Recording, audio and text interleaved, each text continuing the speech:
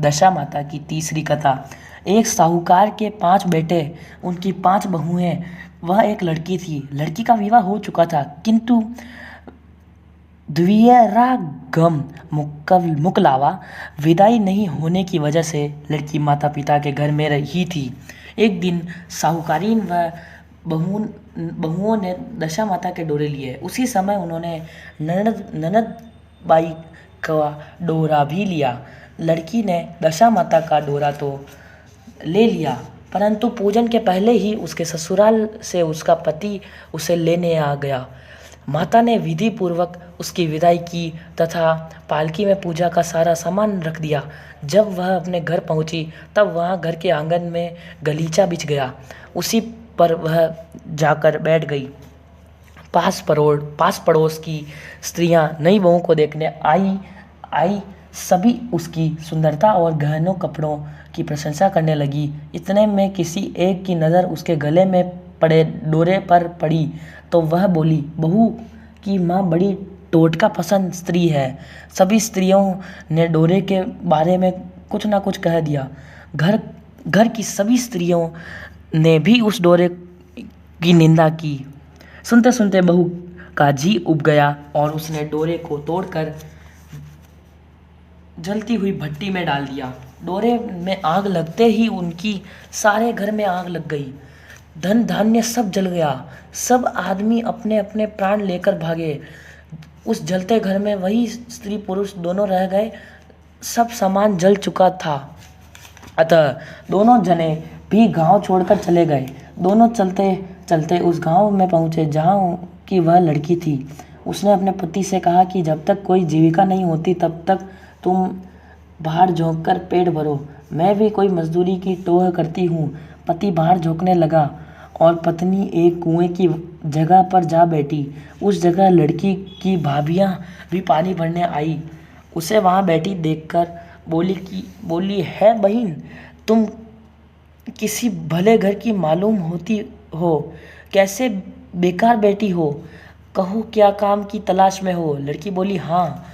तब भावज बोली कि हमारे घर में बच्चों को खिलाने का काम है। जब से हमारी ननद ससुराल गई है तब से हमारे बच्चे परेशान हैं। तुम उन्हीं को खिलाते रहना और हमारे घर से सीधा लेकर उसका भोजन बनाकर खाया करना। उसके राजी होने पर स्त्रियां अपने घर को चली गई और सास से बोली कि माताजी, कुएं पर एक अनाथ दुखिया लड़की बैठी है। वह हमारे यहाँ रहने व आपके पोतों को खिलाने हेतु राजी है। आपकी आज्ञा हो तो उसे रख लें। सास ने कहा कि खुशी से रख लो, परंतु पीछे कलह ना करना। सब बहुओं ने कहा कि नहीं करेंगी। सास की आज्ञा मिल जाने पर जब वे दूसरी बार कुएं पर गई तो उस लड़की को अपने साथ ले आई।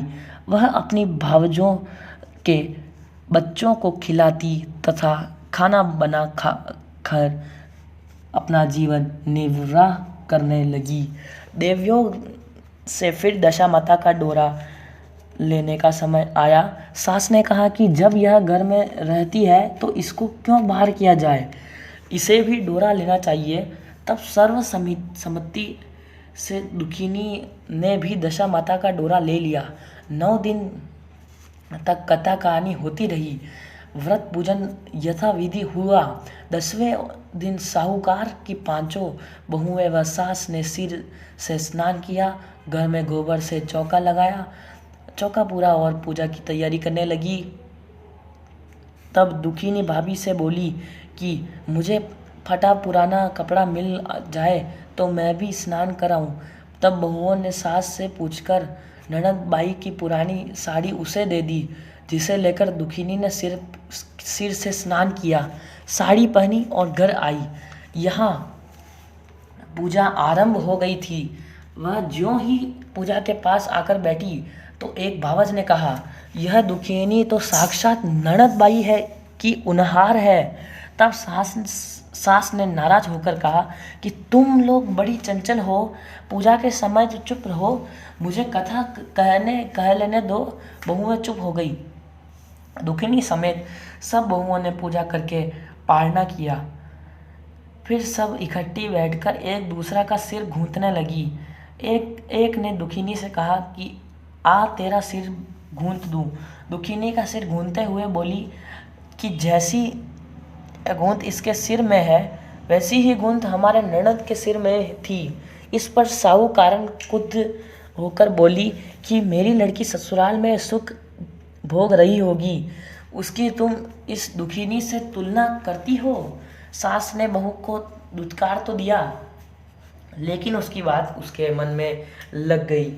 उसने दुखिनी से कहा कि आज रात तुम मेरे पास सोना। रात को जब बहुएं सो गई तब उसने दुखिनी से पूछा कि क्या दुखिनी, क्या तेरा पीहर में कभी कोई था?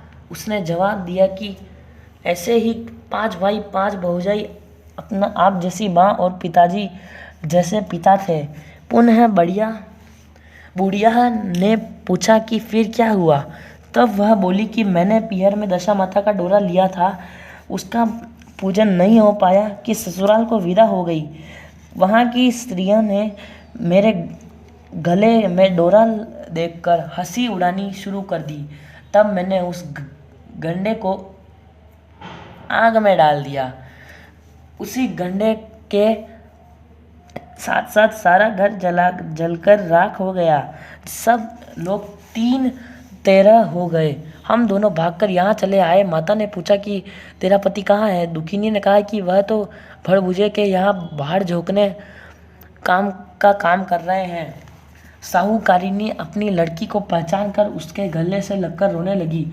उसने रोने की आवाज़ सुनकर 5 लड़के उसके पास आए। तब माँ ने कहा कि यह और कोई नहीं, तुम्हारी बहन ही है। तुम्हारे बहनोई भड़भुजे के यहाँ बाहर झोंक रहा है। दशा माता के कोप से ही इसकी ऐसी गति हुई है। सवेरा होते ही 5 भाई भड़भुजे के यहाँ गए और दामाद को घर ले आए। उन्होंने उसकी शौर करवाकर स्नान कराया और उत्तम वस्त्र पहनाए। कुछ दिनों बाद वह सास ससुर से विदा लेकर अपने गांव हेतु रवाना हुआ। रास्ते में उसे एक नदी मिली जहाँ कुछ अप्सराएं नहाकर दशा रानी का गंडा ले रही थी। उनके पास एक गंडा अधिक था। उनमें से एक बोली कि यह गंडा इस स्त्री को दे देना चाहिए। उन्होंने उसे बुलाकर दुखिनी को वह डोरा झिला दिया। जब दुखिया घर पहुंची तो उसकी सास सूप सजाए, ननद कलश लिए और देवरानी जेठानी अन्य मांगलिक वस्तुएं लिए उसका स्वागत करने लगी। नेक दस्तूर होने के बाद दुखिनी ने आसन पर बैठते ही कहा कि तुम लोगों ने पहले दशा रानी के डोरे का अपमान किया था, इसलिए सबका बिछो हुआ और धन धान्य सब जल गया।